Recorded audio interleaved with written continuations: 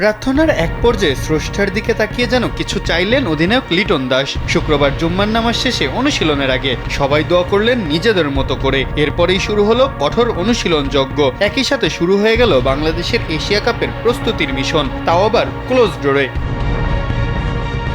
Fitness coach Nathan Kelly, power hitting coach Wood কিংবা fielding coach পেমেন্ট, সবাইকে দেখা গেল ছাত্রদের নিয়ে বাড়তি মনোযোগ দিতে। নিজেদের মধ্যে আলাপচারিতাও সেরে নিলেন মাঝে খানিকটা। বাংলাদেশি ক্রিকেটারদের হাতের তালুর মতো চিনেন সিনিয়র সহকারী কোচ সালাউদ্দিন আহমেদ। শিষ্যদের খুব কাছ থেকে পরখও করে নিচ্ছেন তিনি। মাঝে মধ্যে বিদেশি কোচদের সাথে চালিয়ে গেলেন মত বিনিময়টাও। স্যান্ডেলিনা সো, রূপচর্চায় আভিজাত্য।